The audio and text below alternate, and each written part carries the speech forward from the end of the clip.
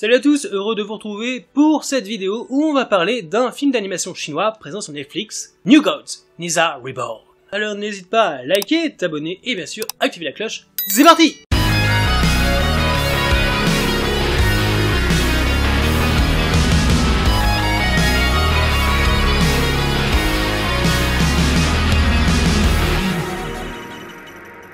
C'est un film d'animation sorti le 12 février 2021 en Chine, dont Netflix a acquis les droits immédiatement après. Il appartient au genre de l'animation, de l'action, du fantastique et dure 1h56. Le film suit donc l'histoire de Li Yunsung, un livreur qui vit dans les bas-fonds de la ville de Donghai, mais un jour il rencontre Hao Bing, le troisième fils du chef du clan D, qui veut sa moto alors qu'il raccompagne son ami Kasha. S'ensuit alors une course-poursuite qui se finira sur un accident blessant gravement son ami. Pris de colère et de vengeance, il va découvrir qu'il est la réincarnation du dieu Neza qui avait battu le roi dragon il y a 3000 ans. Bien qu'il ne maîtrise pas encore ses pouvoirs, il va désormais devoir se battre pour protéger sa famille et ses amis face aux anciens ennemis de Neza qui cherchent à prendre leur revanche.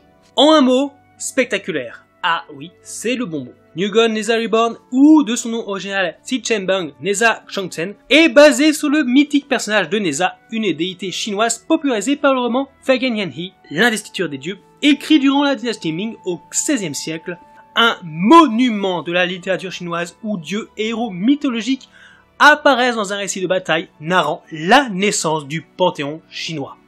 D'ailleurs, si tu n'es pas au courant, il y a quelques années est sorti un manga Oshin, l'investiture des dieux, qui est l'un de mes mangas favoris. Je ne compte plus le nombre de fois où je l'ai lu. Si tu ne le connais pas, je t'invite fortement à le découvrir. Quant au film, on est ici face à une sorte de relecture steampunk et ou cyberpunk. Une idée qui n'est pas sans rappeler le célèbre jeu vidéo Final Fantasy VII et sa suite Advent Children. Nisa Reborn est un très bon film d'animation chinoise fantastique qui propose une histoire originale issue d'une histoire traditionnelle qu'on ne connaît pas forcément si on ne s'y intéresse pas. Et si tu ne connais pas, ce n'est pas grave, parce que le film est assez clair et assez original pour remettre tout en ordre et faciliter la compréhension du spectateur, même s'il ignore complètement de quoi il est issu.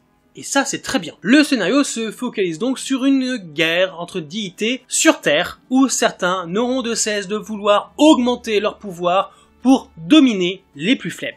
L'œuvre laisse donc une grande place au combat, à l'action, sans temps mort. De plus, il aborde une thématique écologique assez intéressante au travers d'une ville semi-moderne, semi-traditionnelle, soumise à la sécheresse et où l'eau est devenue une denrée rare et rationnée. Et d'ailleurs, il y a un certain enchantement dans cet univers particulier où l'eau a une véritable importance et où les animaux marins sont utilisés de manière quand même assez originale. D'autant plus que le protagoniste principal utilisant des pouvoirs basés sur l'eau, ce qui fait donc la némésis toute déclarée à nos méchants qui eux utilisent les pouvoirs à queue. Dans des combats juste spectaculaires et magnifiques. Parce que le film est très beau, extrêmement coloré, très fluide, et propose des séquences à moto, des scènes d'action, des combats juste splendides. Le travail sur les décors de la ville, les costumes des personnages, ou l'apparence des créatures qu'on va découvrir, tout est réussi dans les moindres détails. Tu en prends plein les yeux du début à la fin. C'est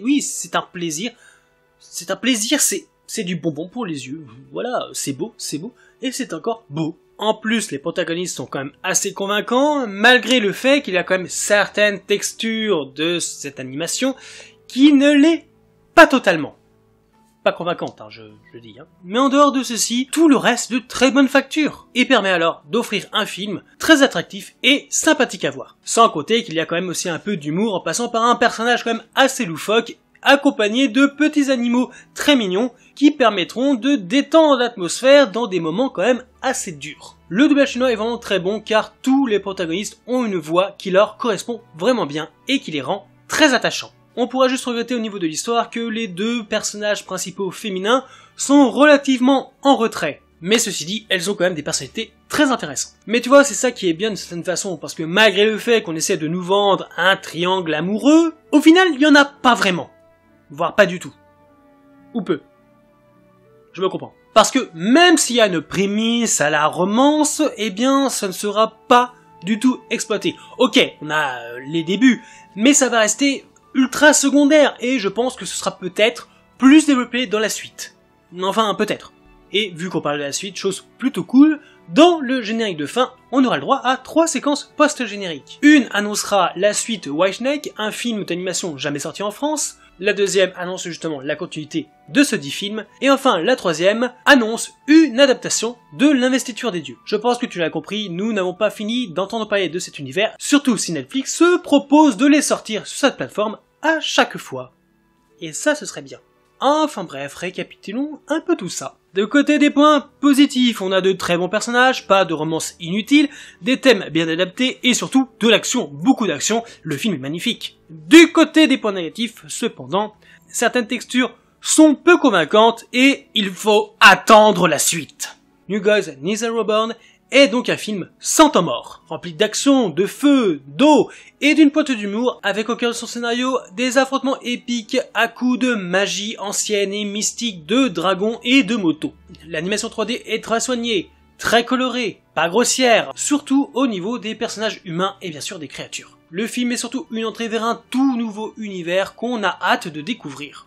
C'est visuellement joli, on ne s'ennuie pas et on a envie d'en savoir plus sur tout ça. Avec une histoire intéressante, une très belle mise en scène, des protagonistes en couleur et une animation vraiment très agréable, ne passez donc pas à côté de cette œuvre originale, surtout si on aime l'animation de qualité. En bref, il est plaisant et divertissant et il m'a beaucoup plu.